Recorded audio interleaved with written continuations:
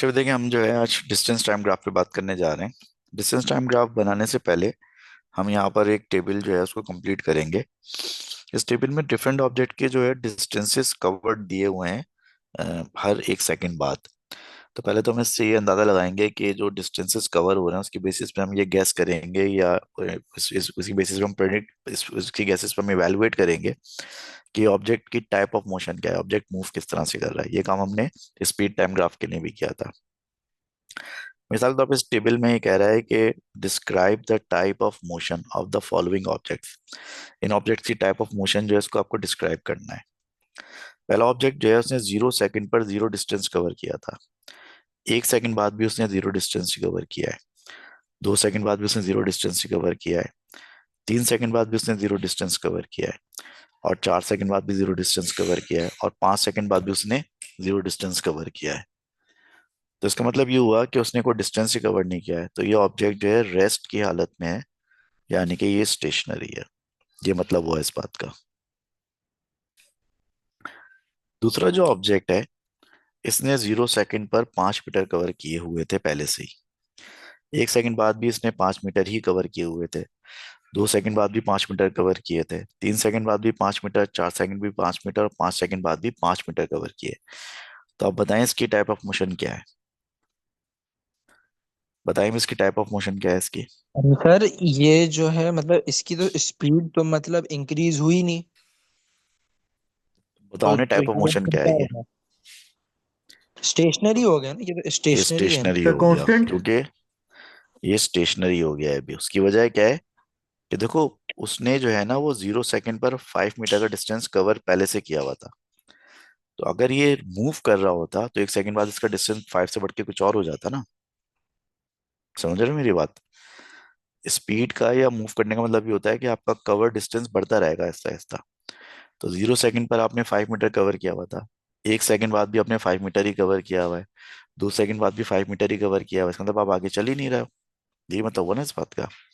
तो इसने ये ऑब्जेक्ट भी स्टेशनरी है, ये ऑब्जेक्ट भी रेस्ट की हालत में है।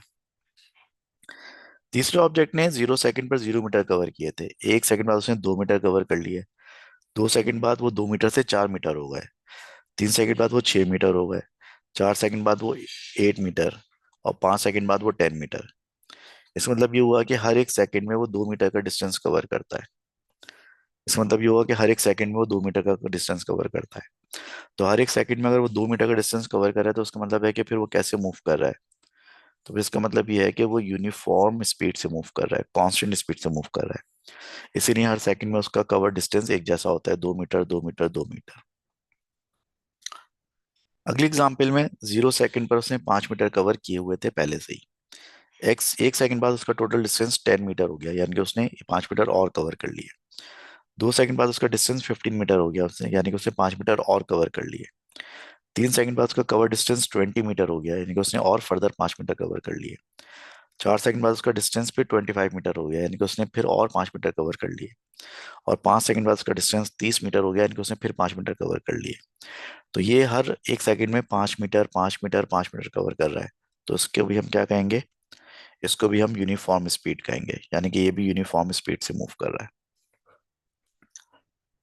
अगली एग्जाम्पल में उसने 0 सेकंड पर कोई डिस्टेंस कवर नहीं किया था। 1 सेकंड बाद उसका डिस्टेंस 2 मीटर हो गया। 2 सेकंड बाद 8 हो गया। 3 सेकंड बाद उसका डिस्टेंस टोटल कवर्ड 18 हो गया। 4 सेकंड बाद 32। और 5 सेकंड बाद 50 हो गया। यानी कि पहले सेकंड में उसने सिर्फ 2 मीटर कवर किए। फिर उसने 6 मीटर कवर किए। फिर उसने 10 मीटर्स कवर किए। फिर उसने तकरीबन 14 मीटर्स कवर किए। और आखिरी सेकंड में उसने 18 मीटर कवर किए। तो हर एक सेकंड में जो डिस्टेंस कवर कर रहा है वो बढ़ता जा रहा है। तो ऐसा कब हो सकता है? ऐसा उस वक्त हो सकता है जब आपकी स्पीड इंक्रीज हो रही हो। और जब स्पीड इंक्रीज होती है तो उसे हम क्या कहते हैं? उसे हम एक्सीलरेशन कहते हैं।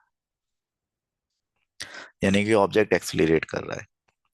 अब ये यूनिफॉर्म एक्सीलरेशन है या नॉन यूनिफॉर्म एक्सीलरेशन है उसके बारे में अभी हम कुछ नहीं कह सकते, क्योंकि वो तो स्पीड से पता चलेगा। लेकिन हमें इतना पता है कि इसकी स्पीड इंक्रीज हो रही है, यानी कि ये एक्सीलरेट कर रहा है।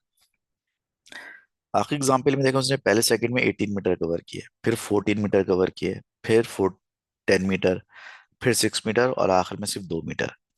यानी कि इसका जो कवर डिस्टेंस है पर सेकंड वो कम होता जा रहा है, यानी कि ये स्लो हो रहा है आहिस्ता आहिस्ता। और जब कोई ऑब्जेक्ट स्लो होता है तो उसको हम क्या कहते हैं कि वो डिसेलेरेट कर रहा है। तो ये आखिरी एग्जांपल जो है ये शो कर रही है डिसेलेरेशन को। लो कैसे हो रहा है ये सर? ये क्योंकि वाला समझ में। पहले सेकंड में उसने 18 मीटर कवर किए, जी। दूसरे सेकंड में 18 से 32 यानी कि 14 मीटर कवर किए, तीसरे सेकंड में सिर्फ अच्छा। 10 मीटर कवर किए। तो अगर उसकी स्पीड बढ़ रही होती तो उसको तो आगे जाके और ज्यादा डिस्टेंस कवर करना चाहिए था। जी और अगर इसकी स्पीड कांस्टेंट होती तो उसका कवर डिस्टेंस इक्वल रहना चाहिए था हर सेकंड का। लेकिन इसका डिस्टेंस कवर्ड जो है ऐसा ऐसा कम हो रहा है, तो इसका मतलब ये हुआ कि स्लो हो रहा है ना, स्पीड डिक्रीज हो रही है उसकी, जी। ये मतलब हुआ। अच्छा ठीक है, समझ आ गया। ठीक हो गया। तो ये हमने यहाँ जी। पर जो है टोटल 6 एग्जाम्पल डिस्कस की, में से पहली एग्जाम्पल जो है रेस्ट की है, दूसरी भी रेस्ट की है। ठीक है। तीसरी एग्जाम्पल जो है यूनिफॉर्म स्पीड की है, चौथी भी यूनिफॉर्म स्पीड की है, और पांचवी और छठी एग्जाम्पल जो है एक्सीलरेशन और डिसेलरेशन की है। अब इन ये जो आपको टेबल में डेटा दिया हुआ है, इस डेटा के हिसाब से जो है वो हम क्या करेंगे, इस डेटा के हिसाब से जो है वो हम यहाँ पर जो है ग्राफ बनाएंगे। पिछली दफा जब हमने ग्राफ बनाए थे उसमें वाई एक्सिस पर स्पीड थी, एक्स एक्सिस पे टाइम था। यहाँ पर वाई एक्सिस पे डिस्टेंस है और एक्स एक्सिस पे क्या है, टाइम है। ठीक है। अब पहली वाली जो एग्जांपल थी वो आपको याद होना चाहिए। पहली वाली एग्जांपल किस चीज की थी, पहली वाली एग्जांपल रेस्ट की थी। पहली वाली एग्जांपल किसकी थी, रेस्ट की थी, यानी कि ऑब्जेक्ट स्टेशनरी था। अब आप देख सकते हैं कि जो स्टेशनरी ऑब्जेक्ट है या रेस्ट में जो ऑब्जेक्ट है उसका ग्राफ कैसा बन रहा है, उसका ग्राफ जो है पूरे का पूरा एक्स एक्सिस पर आ रहा है। तो जब एक ऑब्जेक्ट स्टेशनरी होता है तो उसका distance time graph x axis पर आ सकता है। अगला जो ग्राफ था, अगला जो एग्जाम्पल था वो भी रेस्ट का ही था। अगली एग्जाम्पल जो थी वो भी रेस्ट की थी, यानी कि स्टेशनरी ऑब्जेक्ट था। लेकिन आप देख सकते हैं कि इसका ग्राफ जो है वो एक्स पे नहीं आ रहा है, लेकिन एक्स के पैरेलल आ रहा है। इसका ग्राफ एक्स पे तो नहीं आ रहा, लेकिन एक्स के पैरेलल आ रहा है। इसका मतलब ये हुआ कि अगर एक ऑब्जेक्ट रेस्ट में होगा तो उसका ग्राफ हॉरिजॉन्टल लाइन बनेगा। अब वो बेशक चाहे एक्स पर आए या एक्स के पैरेलल आए, लेकिन वो आएगा हॉरिजॉन्टल। तो अगर एक डिस्टेंस टाइम ग्राफ ऐसे बन रहा है तो उसका मतलब रेस्ट है, और अगर वो ऐसे बन रहा है तो उसका मतलब भी रेस्ट है। यानी कि आपका डिस्टेंस टाइम ग्राफ अगर हॉरिजॉन्टल होगा, चाहे वो एक्स एक्सिस पर हो या चाहे एक्स एक्सिस के पैरेलल हो, दोनों सूरतों में वो रेस्ट को शो करेगा, यानी कि स्टेशनरी ऑब्जेक्ट को शो करेगा, अगर आपका ग्राफ जो है वो हॉरिजॉन्टल आ रहा है तो। ठीक हो गया। चलिए उसके बाद हम चलते हैं तीसरे ग्राफ पर। जो हमारा तीसरा ग्राफ था वो हमने बनाया था यूनिफॉर्म स्पीड का। तीसरा जो टेबल में हमारी एग्जांपल थी वो यूनिफॉर्म स्पीड की एग्जांपल थी हमारी। आप देख सकते हैं यूनिफॉर्म स्पीड का जो ग्राफ बन रहा है वो स्ट्रेट लाइन बन रही है with constant gradient. Uniform speed का ग्राफ बना है straight line with constant gradient. और जो हमारी चौथी एग्जांपल थी वो भी यूनिफॉर्म स्पीड की एग्जांपल थी। जो हमारी चौथी एग्जांपल थी वो भी यूनिफॉर्म स्पीड की एग्जांपल थी। और आप देख सकते हैं कि इसका जो ग्राफ बन रहा है वो भी स्ट्रेट लाइन बन रहा है, लेकिन दोनों ग्राफ्स में एक फर्क है। फर्क क्या है कि ये ग्राफ जो है ओरिजिन से स्टार्ट हो रहा है, जबकि ये ग्राफ ओरिजिन से स्टार्ट नहीं हो रहा है, लेकिन है दोनों स्ट्रेट लाइन। तो अगर ग्राफ स्ट्रेट डायगोनल लाइन होगा, यानी कि उसका ग्रेडियंट कांस्टेंट होगा, तो वो चाहे ओरिजिन से स्टार्ट हो या ओरिजिन से स्टार्ट ना हो, अगर वो डायगोनल है, अगर वो स्ट्रेट लाइन है, कांस्टेंट ग्रेडियंट है, तो फिर वो यूनिफॉर्म स्पीड को शो करेगा डिस्टेंस टाइम ग्राफ में। और जो हमारी पांचवी एग्जाम्पल थी वो एक्सेलरेशन की थी। तो जब हमने एक्सेलरेशन की जो वैल्यूज हैं डिस्टेंस और टाइम की, उसको जब हमने प्लॉट किया तो आप देख सकते हैं कर्व बन रहा है इंक्रीजिंग ग्रेडियंट के साथ। तो उसका मतलब ये हुआ कि डिस्टेंस टाइम ग्राफ में इस तरह का जो कर्व है, डिस्टेंस टाइम ग्राफ में इस तरह का जो कर्व है वो एक्सेलरेशन को शो करेगा, इंक्रीजिंग ग्रेडियंट का कर्व जो एक्सेलरेशन को शो करेगा। और जो हमारी आखिरी एग्जाम्पल थी डिस्टेंस टाइम में वो डिसेलेरेशन की थी। और इसमें देख रहे हैं कि आप देख सकते हैं कि कर्व बन रहा है और वो कर्व ऐसे बन रहा है कि उस कर्व का ग्रेडियंट डिक्रीज हो रहा है लाइक दिस। तो अगर आप इंक्रीजिंग ग्रेडियंट का कर्व बनाते हैं डिस्टेंस टाइम ग्राफ में तो वो एक्सेलरेशन को शो करता है, और अगर आप डिक्रीजिंग ग्रेडियंट का कर्व बनाते हैं डिस्टेंस टाइम ग्राफ में तो वो डिसेलेरेशन को शो करता है। ठीक है जी। तो बस ये डिस्टेंस टाइम ग्राफ जो है ये बस इतनी ही तरह के हमारे हमें स्टडी करने हैं। अब इनको अगर मैं एक जगह समराइज कर दूं तो उसको मैं इस तरह से समराइज करूंगा कि हमने जितने भी डिस्टेंस टाइम ग्राफ पढ़े उसमें अगर हम ऐसा करेंगे, मैं सारे ग्राफ एक ही जगह बना दूंगा। अगर ये टाइम है, और ये डिस्टेंस है।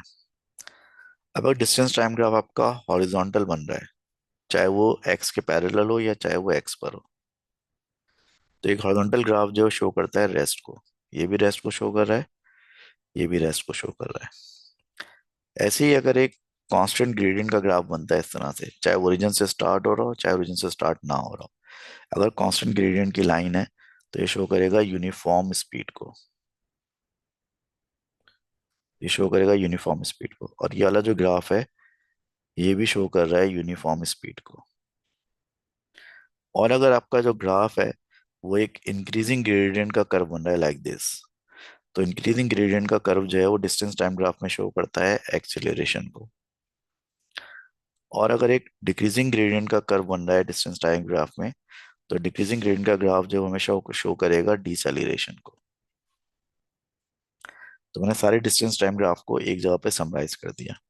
हॉरिजॉन्टल लाइन रेस्ट को शो करेगी, कांस्टेंट ग्रेडियंट की लाइन जो है वो यूनिफॉर्म स्पीड को शो करेगी, इंक्रीजिंग ग्रेडियंट का कर्व एक्सप्रेशन को शो करेगा, और डिक्रीजिंग ग्रेडियंट का कर्व जो है डिसेलेरेशन को शो करेगा। अब जिस तरह से एक स्पीड टाइम का ग्राफ का ग्रेडियंट एक्सलेशन को शो करता था, ऐसे एक डिस्टेंस टाइम ग्राफ का ग्रेडियंट स्पीड को शो करता है। यानी कि अगर आप एक डिस्टेंस टाइम ग्राफ का ग्रेडियंट निकालेंगे तो ग्रेडियंट स्पीड को शो करेगा, और जैसा ग्रेडियंट का बिहेवियर होगा ऐसा उसकी स्पीड का बिहेवियर होगा। ग्रेडियंट के बिहेवियर से मुराद ये है कि अगर ग्रेडियंट जीरो होगा स्पीड जीरो होगी, अगर ग्रेडियंट कांस्टेंट होगा स्पीड कांस्टेंट होगी, अगर ग्रेडियंट इंक्रीजिंग होगा स्पीड इंक्रीजिंग होगी, अगर ग्रेडियंट डिक्रीजिंग होगा स्पीड डिक्रीजिंग होगी। फॉर एग्जाम्पल, ये जो हमने पहला डिस्टेंस टाइम ग्राफ बनाया था, इस पहले डिस्टेंस टाइम ग्राफ के ग्रेडियंट को हम देखते हैं। इस पहले डिस्टेंस टाइम ग्राफ का ग्रेडियंट जो है जीरो है। अब ग्रेडियंट जीरो होने का मतलब है कि इसकी स्पीड भी जीरो होना चाहिए, तो स्पीड तो जीरो है क्योंकि रेस्ट में। ऐसे जो दूसरा हमने डिस्टेंस टाइम ग्राफ बनाया है इसका ग्रेडियंट क्या है, वो भी जीरो है, यानी कि इसकी स्पीड भी जीरो होनी चाहिए, तो इसकी स्पीड बिल्कुल जीरो है क्योंकि ये रेस्ट का ग्राफ है।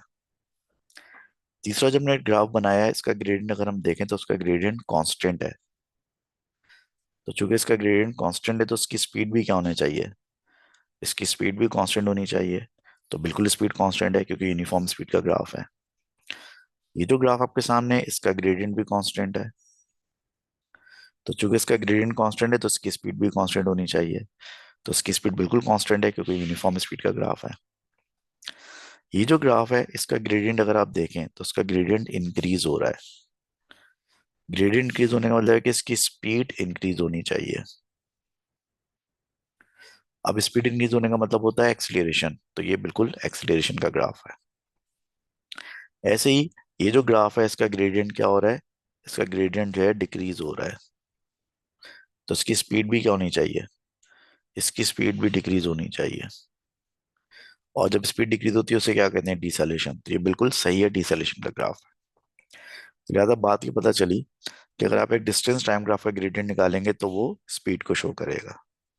जैसे कि हमने डिस्कस किया, ये ग्रेडियंट क्या है, ये ग्रेडियंट जीरो है, तो ये रेस्ट का ग्राफ है। ठीक है, ये ग्रेडियंट क्या है, ये ग्रेडियंट कांस्टेंट है, तो ये कांस्टेंट स्पीड का ग्राफ है। ठीक है, ये ग्रेडियंट क्या है, ये ग्रेडियंट इंक्रीज हो रहा है, तो चूंकि ये ग्रेडियंट इंक्रीज हो रहा है तो ये एक्सलेशन का ग्राफ है। और ये ग्रेडियंट क्या है, ये ग्रेडियंट डिक्रीज हो रहा है, तो चूंकि ग्रेडियंट डिक्रीज हो रहा है तो ये कौन सा ग्राफ है, ये डिसेलेरेशन का ग्राफ है। तो डिस्टेंस टाइम के ग्राफ के ग्रेडियंट का मतलब स्पीड हुआ करेगा, तो जो ग्रेडियंट के साथ हो रहा होगा वही स्पीड के साथ हो रहा होगा। ठीक है, चलिए जनाब। अब यहाँ पर हम जो डिस्टेंस टाइम ग्राफ पढ़े इनकी हम कुछ एग्जांपल्स डिस्कस करते हैं। पहली एग्जांपल क्या है, पहली एग्जांपल ये है कि दो ऑब्जेक्ट हैं लेकिन वो डिफरेंट कांस्टेंट स्पीड से मूव कर रहे हैं। दो ऑब्जेक्ट हैं जो कि डिफरेंट कांस्टेंट स्पीड से मूव कर रहे हैं, इनका हमें डिस्टेंस टाइम ग्राफ बनाना है। तो देखें, distance time graph constant speed का कैसा बनता है, ऐसा बनता है, कांस्टेंट ग्रेडियंट की लाइन। अब अगर दूसरे की स्पीड भी कांस्टेंट है लेकिन डिफरेंट है तो उसका ग्रेडियंट भी कांस्टेंट होगा लेकिन डिफरेंट ग्रेडियंट होगा लाइक दिस। अब देखें इन दोनों ग्राफ में ग्रेडियंट कांस्टेंट है, यानी कि दोनों में स्पीड कांस्टेंट है, लेकिन दोनों का ग्रेडियंट अलग अलग है, एक का ग्रेडियंट ज्यादा है, एक का ग्रेडियंट कम है। तो दोनों की स्पीड बेशक कांस्टेंट होगी लेकिन अलग अलग होगी। ये ग्राफ ऐसे भी बन सकता है, क्योंकि इस ग्राफ का ग्रेडियंट भी कांस्टेंट है लेकिन डिफरेंट है, तो इसकी स्पीड भी कांस्टेंट होगी लेकिन डिफरेंट होगी। दूसरे ग्राफ में क्या करना है आपको, दूसरे ग्राफ में ये करना है कि एक ऑब्जेक्ट जो है मूव कर रहा है कांस्टेंट स्पीड से, फिर वो एक यू टर्न लेता है और उसी सेम स्पीड से मूव करके ऑपोजिट डायरेक्शन में ट्रेवल करता है। अब देखिए यहाँ पर आपको थोड़ा फर्क समझना पड़ेगा डिस्टेंस टाइम का और डिस्प्लेसमेंट टाइम का। डिस्टेंस टाइम का और डिस्प्लेसमेंट टाइम का, पहले हम बात करते हैं डिस्प्लेसमेंट टाइम की। लेकिन डिस्टेंस और डिस्प्लेसमेंट में फर्क ये होता है कि डिस्टेंस में डायरेक्शन मैटर नहीं करती है, लेकिन डिस्प्लेसमेंट में जो है डायरेक्शन मैटर करती है। ठीक है, डिस्प्लेसमेंट में जो है वो डायरेक्शन मैटर करती है। तो अगर फर्ज करें कि हम डिस्प्लेसमेंट टाइम ग्राफ बनाते हैं कांस्टेंट स्पीड का, तो कांस्टेंट स्पीड का डिस्प्लेसमेंट टाइम ग्राफ ऐसा है, ऐसा बनेगा कांस्टेंट ग्रेडियंट की लाइन। लेकिन जब आप जो है उसको आप क्या करेंगे कि आप अगर जो है यू टर्न लेंगे, तो देखिए यू टर्न लेने से क्या होता है, यू टर्न लेने से आपका डिस्प्लेसमेंट जो है वो नेगेटिव नहीं हो जाता, यू टर्न लेने से आपका डिस्प्लेसमेंट डिक्रीज होने लगता है। इस बात को समझें। फर्ज करें आप यहाँ पे मौजूद हैं, ये जीरो डिस्प्लेसमेंट है, आप यहाँ पहुंचे, डिस्प्लेसमेंट वन हो गया, फिर आप यहाँ पहुंचे डिस्प्लेसमेंट टू हो गया, फिर आप यहाँ पहुंचे डिस्प्लेसमेंट थ्री हो गया, फिर आप यहाँ पहुंचे डिस्प्लेसमेंट फोर हो गया। अब अगर आप यू टर्न ले लेंगे और यू टर्न लेके यहाँ जाएंगे, तो आपका डिस्प्लेसमेंट माइनस नहीं होगा बल्कि आपका डिस्प्लेसमेंट थ्री हो जाएगा। फिर और पीछे जाएंगे तो डिस्प्लेसमेंट अब टू हो जाएगा, और पीछे जाएंगे तो डिस्प्लेसमेंट वन हो जाएगा, और वापस जहां से चले थे वहीं आ गए तो डिस्प्लेसमेंट जीरो हो जाएगा। तो जो मैं कहना चाह रहा हूँ वो समझें कि यू टर्न लेने से डिस्प्लेसमेंट नेगेटिव नहीं हो जाता, यू टर्न लेने से डिस्प्लेसमेंट डिक्रीज होता है। तो आप एक कांस्टेंट स्पीड से एक तरफ जा रहे थे, तो ये आपके कांस्टेंट स्पीड हो गई। अब आप यू टर्न लेंगे तो इसी कांस्टेंट ग्रेडियंट से आपका डिस्प्लेसमेंट कम होना चाहिए, यानी कि ग्राफ आपका ऐसा हो जाएगा। ठीक है, तो आप जो है जब एक तरफ जा रहे थे तो आपका डिस्प्लेसमेंट इंक्रीज हो रहा था, जब आपने यू टर्न लिया तो अब आपका डिस्प्लेसमेंट कम हो रहा है, और जो स्पीड आपकी जाते वक्त थी वही स्पीड आपकी आते वक्त थी। तो जो ग्रेडियंट आपका जाते वक्त ग्राफ का होगा वही ग्रेडियंट आपका आते वक्त के ग्राफ का होगा। ठीक हो गया, बात समझ में आ गई। अच्छा, अगर हम इसका डिस्प्लेसमेंट टाइम ग्राफ बनाते हैं मिसाल के तौर पे, सॉरी, अगर हम इसका डिस्टेंस टाइम ग्राफ बनाते हैं मिसाल के तौर पे, ठीक है, तो फर्ज करें कि अगर ये टाइम जो है मिसाल के तौर पे टी वन था और ये टाइम टी टू था, तो टी वन तक आप एक डायरेक्शन में ट्रेवल करते रहे और टी टू पर आप वापस आ गए जहां से आप चले थे। तो ये चीज डिस्टेंस टाइम ग्राफ में कैसे होगी, डिस्टेंस टाइम ग्राफ में हमें इस बात की परवाह नहीं होती कि आप किस डायरेक्शन में जा रहे हैं। मिसाल के तौर पर आपने टाइम टी वन तक इतना डिस्टेंस ट्रेवल कर लिया, अब जब आप यू टर्न ले लेंगे तो बेशक आपका डिस्प्लेसमेंट तो कम होने लगेगा लेकिन डिस्टेंस कम नहीं होगा, आपका डिस्टेंस आपका बढ़ता ही रहेगा, और टी टू तक आपका डिस्टेंस डबल हो जाएगा। आप इस बात को इस तरह समझें कि आप यूं गए 15 मीटर और फिर वापस आए 15 मीटर, तो आपका डिस्प्लेसमेंट कितना हुआ, आपका डिस्प्लेसमेंट हो जाएगा जीरो, क्योंकि आप जहां से गए थे चलकर वहीं वापस आ गए। लेकिन आपका जो डिस्टेंस होगा वो जीरो नहीं होगा, वो 30 हो जाएगा, क्योंकि 15 जाने का 15 आने का मिलाकर दोनों टोटल 30 हो जाएगा। तो क्या आपको ये यूटर्न वाली बात समझ में आ गई सब लोगों को अच्छी तरह से। हम हाँ सर भाई, ये जो अभी आपने जो ना ये जो ना दूसरी जो अभी आपने बनाई ड्राइंग, ये वाला मुझे समझ नहीं आया, जरा फिर समझा दीजिए। दूसरी ड्राइंग से मुराद तुम्हारी ग्राफ है या जो मैंने आखिर में ड्राइंग बनाई है इसकी ये बात कर रहे हो, ये इस, ना इस ग्राफ जो बनाया है ये वाला, ये और हाँ जी ये वाला। ये इस ग्राफ की बात कर रहे हो या जी जो जी। डायग्राम बनाई है इसकी बात कर रहे हो। जो आपने जो ना ग्राफ बनाया है दूसरा वाला, ये जो उसकी बात कर रहा हूँ। देखो मैं समझाता हूँ तुम्हें, मुझे एक्स्ट्रा पेज चाहिए होगा इसके लिए।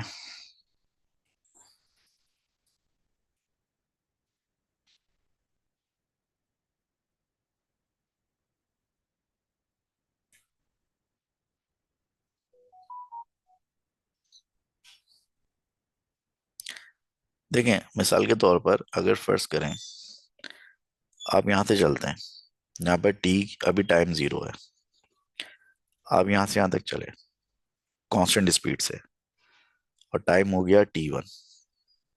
आपने डिस्टेंस कवर किया लेट से 15 मीटर। फिर आपने यू टर्न लिया, वापस आ गए। टाइम कितना हो गया? T2। डिस्टेंस कितना कवर हुआ? 15 मीटर। ठीक है। अब अगर हम एक डिस्प्लेसमेंट टाइम ग्राफ बनाते हैं, यहाँ पर टाइम है और यहाँ पर डिस्प्लेसमेंट है। ठीक है। ये जीरो टाइम है, ये T1 टाइम है और ये T2 टाइम है। तो ये बताओ जीरो टाइम पर आपका जो है वो डिस्प्लेसमेंट कितना था? जीरो था। जीरो। T1 टाइम पे आपका डिस्प्लेसमेंट कितना हो गया? 15 हो गया। 15 हो गया। और T2 टाइम पे कितना हो गया डिस्प्लेसमेंट? अब्दुल्ला बताओ। T G two sir, time पे वन डिस्प्लेसमेंट, पे T2 टाइम पर डिस्प्लेसमेंट कितना हो गया? हम जितना 15 हो सकता है।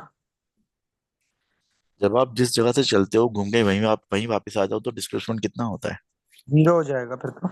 तो जीरो हो गया ना, तो इतनी सिंपल सी हाँ। बात है। अच्छा। अब मैं इसका डिस्प्लेसमेंट टाइम ग्राफ बनाऊंगा तो कैसा बनेगा? कांस्टेंट स्पीड से गया तो कांस्टेंट जी। ग्रेडियंट होगा, और फिर कांस्टेंट स्पीड से वापस आ गया तो फिर कांस्टेंट ग्रेडियंट। अच्छा ठीक है। ठीक हो गया। समझ अब आ बात गया। करते हैं डिस्टेंस टाइम ग्राफ की। अब हम बात करते हैं डिस्टेंस टाइम ग्राफ की। ये टाइम है और ये डिस्टेंस है। ये टाइम जीरो है, ये टाइम T1 है और ये टाइम T2 है। ये 15 है, ये 30 है। तो जीरो टाइम पे डिस्टेंस कितना था? जीरो था। T1 पे डिस्टेंस कितना हो जाएगा? 15 हो जाएगा।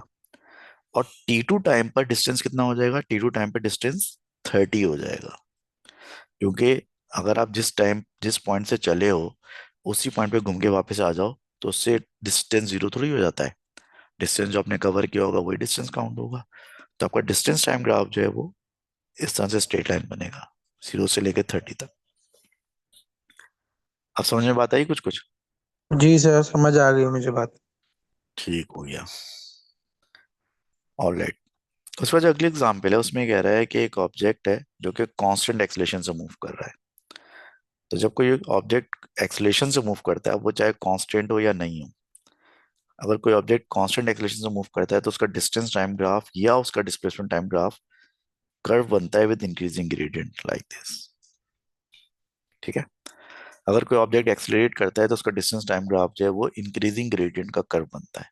अब वो एक्सलेशन चाहे यूनिफॉर्म हो चाहे नॉन यूनिफॉर्म हो, इससे कोई खास फर्क नहीं पड़ता है। ठीक हो गया। चलिए जी। अभी हम डिस्टेंस टाइम ग्राफ के जो है कुछ क्वेश्चन जो सॉल्व करेंगे। पहला क्वेश्चन है which graph represents the motion of a car that is travelling along a straight road with uniformly increasing speed। अब जरा मुझे आसान जबान में मुझे बताएं कि यूनिफॉर्मली इंक्रीजिंग स्पीड को हम आसान भाषा में क्या कहेंगे? यूनिफॉर्मली इंक्रीजिंग स्पीड को हम आसान भाषा में क्या कहेंगे? सर एक्सेलरेशन तो नहीं कहेंगे ना? क्यों नहीं कहेंगे? पता नहीं। स्पीड के साथ क्या हो रहा है? स्पीड बढ़ रही है, कम हो रही है, कांस्टेंट है? स्पीड बढ़ रही है। तो जब स्पीड बढ़ती है तो उसको एक्सलेशन कहते हैं। हाँ ये भी है। एक्सलेशन तो है, लेकिन स्पीड कैसे बढ़ रही है? स्पीड कैसे बढ़ रही है? Uniformly with a uniformly increase. Uniformly बढ़ रही है। तो स्पीड के बढ़ने का मतलब एक्सलेशन होता है। हम्म। तो इंक्रीजिंग स्पीड का मतलब तो हो गया एक्सिलरेशन। और यूनिफॉर्मली बढ़ने का मतलब हो गया यूनिफॉर्म एक्सिलरेशन। मकसद है कि आपको यूनिफॉर्म एक्सिलेशन का ग्राफ बनाना है आपको। ऑप्शन डी को देखें, डिस्प्लेसमेंट टाइम ग्राफ बना हुआ है। तो क्या यूनिफॉर्म एक्सिलेशन का डिस्प्लेसमेंट टाइम ग्राफ ऐसे बनता है? इस ग्राफ का क्या मतलब है? डी वाले का क्या मतलब है? डी जो ग्राफ है इसका मतलब क्या है? इस तरह के डिस्प्लेसमेंट टाइम ग्राफ का क्या मतलब होता है? अभी जवाब दो इसका। जी सर। जो डी ऑप्शन है, ये जो ग्राफ बना हुआ है, इस ग्राफ का क्या मतलब है? सर एक ही स्पीड में कांस्टेंट जा रहा है। ये ग्राफ किस चीज का है? सर डिस्प्लेसमेंट टाइम ग्राफ का। तो डिस्प्लेसमेंट टाइम ग्राफ में अगर हॉरिजॉन्टल लाइन हो तो उसका क्या मतलब होता है? कि वो चीज रुकी भी है उस जगह पर। रुकी हुई, तो रुकी हुई को पढ़े लिखे लोग इंग्लिश में क्या कहते हैं? स्टॉप रेस्ट पर। रेस्ट कहते हैं। तो ये रेस्ट का ग्राफ है। तो क्या हमें रेस्ट का ग्राफ चाहिए? क्या सवाल में रेस्ट का ग्राफ पूछा है उसने?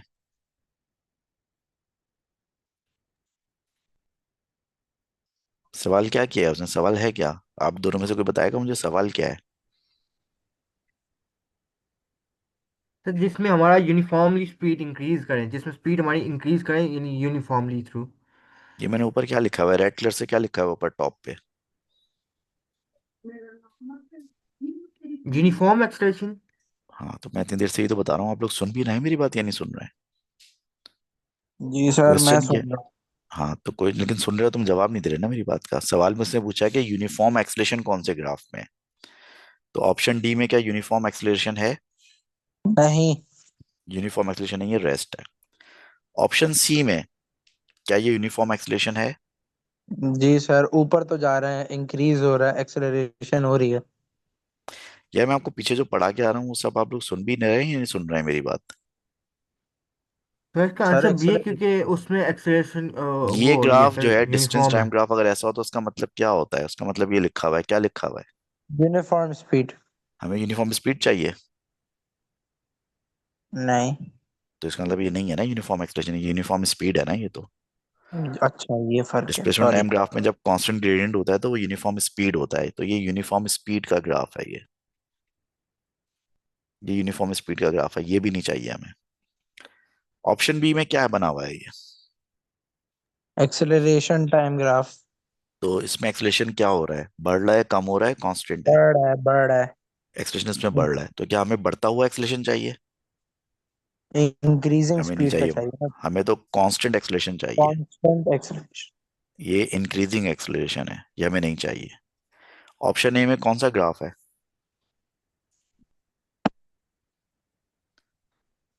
ऑप्शन ए में कौन सा ग्राफ है?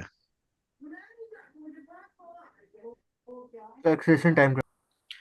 इस ऑप्शन ए में एक्सलेशन इंक्रीज हो रहा है, डिक्रीज हो रहा है या कांस्टेंट है? सर कांस्टेंट कांस्टेंट है। का रेस्ट तो पे। बस हमें कांस्टेंट एक्सलेशन चाहिए था ना, यूनिफॉर्म एक्सलेशन चाहिए था हमें, तो ये हमारा आंसर है। अच्छा। ठीक है, तो यूनिफॉर्म एक्सलेशन उससे पूछा था कि यूनिफॉर्म एक्सलेशन कौन से ग्राफ में है? तो यूनिफॉर्म एक्सलेशन ऑप्शन ए में है। ऑप्शन ए हमारा आंसर हो जाएगा। ठीक है, समझ में आई बात? जी सर। चलिए क्वेश्चन नंबर 2 देखें। कह रहे the graph shows how the velocity of an object moving in a straight line varies over time, zero से लेकर टाइम कैपिटल टी तक। यानी कि एक ऑब्जेक्ट की स्पीड पहले जीरो थी, यहां से यहां तक स्पीड क्या हुई? बोलो भाई, यहां से यहां तक वेलोसिटी क्या हुई? सर इंक्रीज हुई है। इंक्रीज हुई। फिर यहां से लेकर यहां तक स्पीड क्या हुई? Decrease sir. डिक्रीज हुई। फिर यहां से तक क्या हुआ? सर लाइक स्पीड वापस और डिक्रीज हुई है सर। जीरो से कम नेगेटिव वे स्पीड क्या चली हो है। सकती है? जीरो से कम स्पीड क्या हो सकती है? एक ऑब्जेक्ट की स्पीड जीरो हो गई, अब जीरो से कम स्पीड कैसे हो सकती है? सर वो ऑपोजिट डायरेक्शन में जा रहा है। Yes, yes, correct. तो ये पहले इस तरफ जा रहा था, इसकी स्पीड बढ़ रही थी, ठीक है। फिर अभी उसी तरफ जा रहा है लेकिन स्पीड कम हो रही है और ये रुक गया।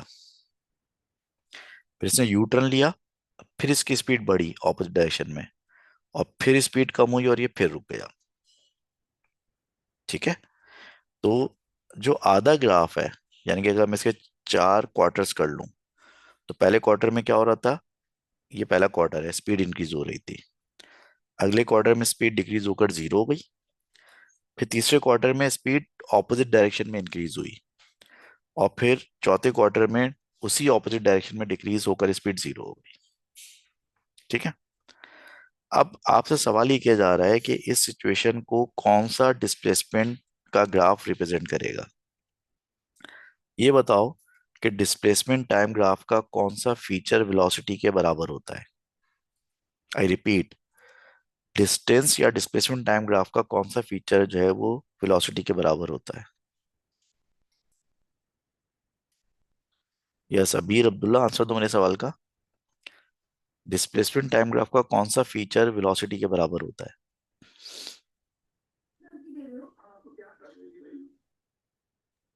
अभी तुम्हारी आवाज नहीं आई मुझे। डिस्प्लेसमेंट टाइम ग्राफ से वेलोसिटी कैसे निकालते हैं?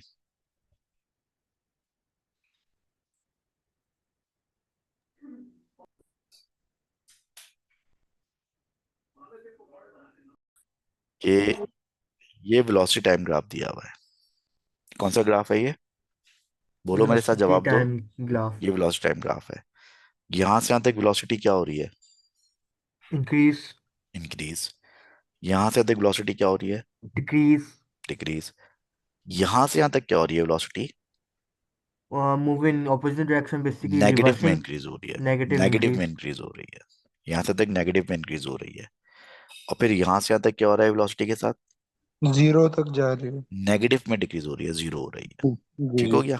अच्छा, अब अगर मेरे पास एक डिस्प्लेसमेंट टाइम ग्राफ है, अगर मेरे पास एक डिस्प्लेसमेंट टाइम ग्राफ है, तो डिस्प्लेसमेंट टाइम ग्राफ का कौन सा फीचर वेलोसिटी के बराबर होता है? डिस्प्लेसमेंट टाइम ग्राफ का कौन सा फीचर वेलोसिटी के बराबर होता है? अभी तो पूछा था। Gradient sir. Sir gradient. Gradient. तो उसका पहला जो क्वार्टर है उसमें वेलोसिटी इंक्रीज हो रही थी ना, तो पहले क्वार्टर में आपका ग्रेडियंट क्या होना चाहिए? इंक्रीज होना चाहिए डिस्प्लेसमेंट फ्रीज टाइम होना ग्राफ चाहिए। में। दूसरे क्वार्टर में आपका ग्रेडियंट डिक्रीज होकर जीरो हो जाना चाहिए। जी। तीसरे ग्रेडियंट में तीसरे क्वार्टर में आपका ग्रेडियंट नेगेटिव में इंक्रीज होना चाहिए। और चौथे क्वार्टर में दोबारा से ग्रेडियंट जीरो हो जाना चाहिए, क्योंकि वेलोसिटी जीरो हो गई। ठीक हो गया। जी। अब देखते हैं कौन से ऑप्शन में ऐसा हो रहा है। ये डिस्प्लेसमेंट टाइम ग्राफ है। इसके चार क्वार्टर कर लेते हैं। पहला क्वार्टर ये है इसका, दूसरा क्वार्टर ये है, तीसरा क्वार्टर ये है। तो पहले क्वार्टर में ये जो ग्रेडियंट है कांस्टेंट है, इंक्रीज हो रहा है या डिक्रीज हो रहा है? सर ये इंक्रीज हो रहा है। यानी कि वेलोसिटी इंक्रीज हो रही है। जी हाँ। दूसरे क्वार्टर में यहां से यहां तक ग्रेडियंट इंक्रीज हो रहा है, डिक्रीज हो रहा है, कांस्टेंट है? इंक्रीज हो रहा है, इंक्रीज हो इंक्रीज रहा है हो रहा सर। है। ये ग्रेडियंट इंक्रीज हो रहा है। ये जो मैंने हाईलाइट कर रहा हूँ ग्रेडियंट इंक्रीज हो रहा है ये। सर इंक्रीज से डिक्रीजिंग की तरफ जा रहा है। भाई मुझे ये बताओ, मैं यूं सर वो कर्व ना बनाता हूँ तो डिक्रीज हो रहा है ना। ये ग्रेडियंट इंक्रीज हो रहा है, डिक्रीज हो रहा है, मैं ये पूछ रहा हूँ। ये तो इंक्रीज हो रहा है। सर अरे डिक्रीज भाई हो रहा ये है। डिक्रीज हो रहा है ग्रेडियंट यार। अरे सर कैसे, मतलब जी ना ऊपर जा रहा है ना। अबे ऊपर तो डिस्प्लेसमेंट जा रहा है ना, मैं ग्रेडियंट की बात कर रहा हूँ। अच्छा आप ग्रेडियंट की बात कर, तो वो तो डिक्रीज हो रहा है। तो यहाँ पर ग्रेडियंट इंक्रीज हुआ, इस वाले पार्ट में ग्रेडियंट क्या हो रहा है? डिक्रीज हो रहा है। डिक्रीज। ये टॉप पे ग्रेडियंट कितना हो गया? जीरो होगा ना सर। जीरो हो गया। अब उसके बाद जो जो तीसरा क्वार्टर है इसमें ग्रेडियंट अब दोबारा इंक्रीज हो रहा है, लेकिन किस डायरेक्शन में इंक्रीज हो रहा है? नेगेटिव में नेगेटिवली। इंक्रीज हो रहा है। हाँ। और आखिरी क्वार्टर में दोबारा जाके लाइन हॉरिजॉन्टल हो गई, यानी कि फिर से नेगेटिव ग्रेडियंट हो रहा जीरो है। हो गया। हम्म। तो पहले क्वार्टर में इस वेलोसिटी बढ़ी, दूसरे क्वार्टर में वेलोसिटी डिक्रीज होकर जीरो हुई, तीसरे क्वार्टर में वेलोसिटी नेगेटिव में बढ़ी, और फिर आखिरी क्वार्टर में वेलोसिटी फिर से जीरो हो गई। तो पर ग्राफ में यही तो हो रहा था। क्या हो रहा था? जी। पहले क्वार्टर में वेलोसिटी बढ़ रही थी, दूसरे क्वार्टर में वेलोसिटी कम होकर जीरो हो गई थी, तीसरे क्वार्टर में वेलोसिटी नेगेटिव में बढ़ी थी, और चौथे क्वार्टर में दोबारा जीरो हो गई थी। तो जी इसमें सर। नेगेटिव इसका पे जो कम हुई। Corresponding distance time displacement time graph जो वो ए हो जाएगा इसका। तो एक बात याद रखो अच्छी तरह से, जब कोई ऑब्जेक्ट यू टर्न लेता है ना, तो उसकी वेलोसिटी नेगेटिव हो जाती है। जब तक उसकी वेलोसिटी पॉजिटिव है तो वो यू टर्न नहीं ले रहा है। जैसे वेलोसिटी नेगेटिव होगी उसने यू टर्न ले लिया। लेकिन जब कोई ऑब्जेक्ट यू टर्न लेता है तो उसका डिस्प्लेसमेंट नेगेटिव नहीं होता, उसका डिस्प्लेसमेंट डिक्रीज होने लगता है। ठीक है। तो जो हमारा वेलोसिटी टाइम ग्राफ दिया हुआ था, आधे ग्राफ तक यू टर्न नहीं आया था। आधे ग्राफ तक यू टर्न क्यों नहीं आया था? क्योंकि आधे ग्राफ तक वेलोसिटी पॉजिटिव थी। आधे ग्राफ के बाद यू टर्न आया है क्योंकि वेलोसिटी नेगेटिव हो गई। ऐसे डिस्प्लेसमेंट टाइम ग्राफ में आधे ग्राफ पे डिस्प्लेसमेंट बढ़ रहा है क्योंकि अभी यू टर्न नहीं लिया है, और बाकी आधे ग्राफ में डिस्प्लेसमेंट कम हो रहा है क्योंकि आपने यू टर्न ले लिया है। ठीक है। तो आप ग्राफ की शक्ल देखकर ग्राफ को नहीं समझें, आप ग्राफ को देखकर विजुलाइज करेंगे बिहाइंड द सीन डिस्टेंस के साथ क्या हो रहा है, वेलोसिटी के साथ क्या हो रहा है, डिस्प्लेसमेंट के साथ क्या हो रहा है। ठीक है। ठीक है सर। चल आगे चलें। ये कह रहे हैं ये डिस्प्लेसमेंट टाइम ग्राफ है एक कार का। अब पहले इस डिस्प्लेसमेंट टाइम ग्राफ को आपने पढ़ना है और फिर बताना है कि इसी ग्राफ का वेलोसिटी टाइम ग्राफ कौन सा होगा। अब ग्राफ की शक्ल देखकर परेशान नहीं होना है, पहले देखना है कि डिस्प्लेसमेंट टाइम ग्राफ से वेलोसिटी कैसे आती है। ये सवाल मैं छठी दफा पूछ रहा हूँ आज की क्लास में। डिस्प्लेसमेंट टाइम ग्राफ से वेलोसिटी कैसे आती है, अब जवाब दे दो जल्दी से। ग्रेडियंट। ग्रेडियंट से आती है। तो मुझे ये बताओ कि यहाँ से यहाँ तक ग्रेडियंट कांस्टेंट और पॉजिटिव है या नहीं है। जी है पॉजिटिव। पॉजिटिव। यहाँ से यहाँ तक ग्रेडियंट जीरो है या नहीं है। जीरो। जीरो है।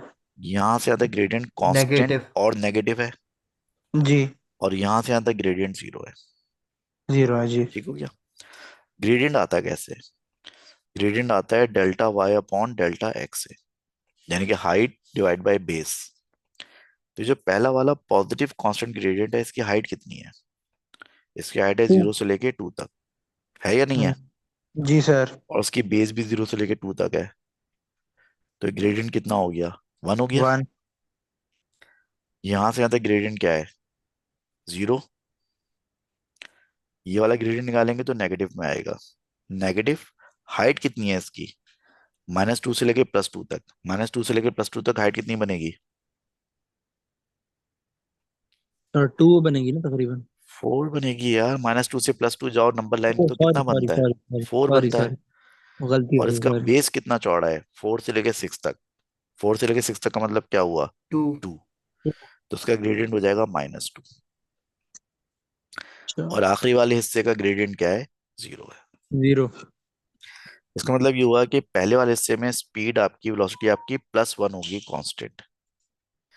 दूसरे हिस्से में फिर आपकी स्पीड जो है वो क्या होगी, 0 होगी। और फिर तीसरे वाले हिस्से में आपकी स्पीड -2 होगी।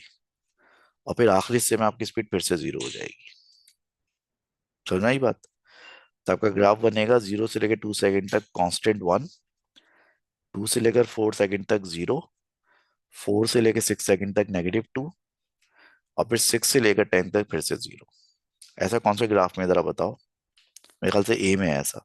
सर ए है 0 से सर। लेकर 2 सेकंड तक +1 है स्पीड, 2 से लेकर 4 तक 0 है, 4 से लेकर 6 तक -2 है, और फिर 6 से लेकर 10 तक 0 हो गई। ठीक हो गया। ठीक है भाई, तो उसका आंसर क्या हो जाएगा, आंसर इसका ए हो जाएगा। ठीक हो गया। चलिए अब क्वेश्चन नंबर 4 देखें। कह रहा है कि स्टूडेंट है, वो साइकिल पे जाता है अप हिल अपने घर से एक शॉप तक, उसको जाने में 10 मिनट लगते हैं। फिर स्टूडेंट जो है 5 मिनट उस दुकान में गुजारता है, साइकिल जाहिर है उसकी खड़ी रहेगी, 0 स्पीड होगी। फिर वो वापस आता है डाउन हिल। अब डाउन हिल चूंकि उसकी स्पीड तेज होती है, तो वो डबल स्पीड से वापस आता है। तो कौन सा ग्राफ जो है वो शो करेगा टाइम और डिस्टेंस को। अब यहाँ पे बहुत सारी टेक्निकल बातें गौर से सुने। अगर स्टूडेंट को घर से दुकान तक जाने में घर से दुकान तक जाने में 10 मिनट लगे थे उसको, तो 10 मिनट तक वो साइकिल चलाता रहा होगा। फिर 5 मिनट तक वो दुकान के अंदर होगा, तो साइकिल नहीं होगी, स्पीड 0 होगी। फिर वो वापस डबल स्पीड से आया है। तो वापस अगर वो डबल स्पीड से आया है, तो जाते वक्त उसको 10 मिनट लगे थे, तो आते वक्त कितने लगने चाहिए, सर जी ना 5 मिनट पाँच लगने मिनट चाहिए, हाफ हो कोई डबल जाएगा ना स्पीड से टाइम। आया है। तो शुरू के 10 मिनट तक उसका डिस्टेंस बढ़ता रहेगा, फिर अगले 5 मिनट तक उसका डिस्टेंस कांस्टेंट हो जाएगा, क्योंकि वो गाड़ी, उसकी साइकिल रुकी हुई है। और फिर अगले 5 मिनट में फिर उसका डिस्टेंस दोबारा बढ़ेगा, उतना ही जितना पहले बढ़ा था, क्योंकि जाने का डिस्टेंस और आने का डिस्टेंस बराबर होगा। ये बात जहन में रखें कि वो आपसे डिस्टेंस टाइम ग्राफ मांग रहा है। डिस्टेंस टाइम ग्राफ में क्या हम यूटर्न वगैरह देखते हैं। हाँ भाई, सवाल है yes distance time sir. Graph में। डिस्टेंस टाइम ग्राफ में हम यूटर्न नहीं देखते। नहीं सर। यूटर्न हम डिस्प्लेसमेंट टाइम ग्राफ में देखते हैं। अभी मैंने बना के बताया सब कुछ आपको। ये ग्राफ क्या जी था, सर। ये देखें ना, ये ग्राफ क्या जी था। सर, जी ठीक है सर सर। जब आप वाला। यूटर्न लेकर आए थे तो आपका डिस्प्लेसमेंट वापस 0 हो गया था ना। जी जीरो तो हो जाएगा। डिस्प्लेसमेंट तो आपका बढ़ता ही रहा था, कम तो नहीं हुआ था ना। डिस्टेंस क्यों नहीं कम हुआ था, क्योंकि डिस्टेंस में यूटर्न थोड़ी होता है, यूटर्न तो डिस्प्लेसमेंट में होता है। तो ये डिस्टेंस टाइम ग्राफ बनाना है आपको, तो इसमें डिस्टेंस कम नहीं होगा, बढ़ते ही रहेगा।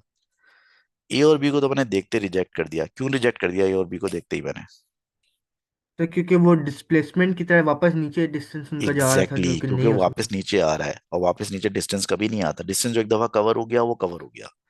डिस्टेंस कभी वापस नीचे नहीं आता, वापस नीचे कौन सा आता है, डिस्प्लेसमेंट आता है, तो ये तो हो ही नहीं सकता। अब सी और डी में से कोई एक हो सकता है।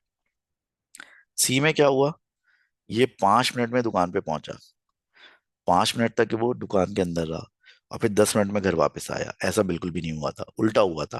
सर डी है। 10 मिनट में वो दुकान में पहुंचा था, 5 मिनट तक उसकी स्पीड 0 रही क्योंकि वो दुकान के अंदर था, और 5 मिनट में वो वापस आ गया क्योंकि वापसी में उसकी स्पीड डबल थी। इसलिए आंसर क्या हो जाएगा, डी हो जाएगा।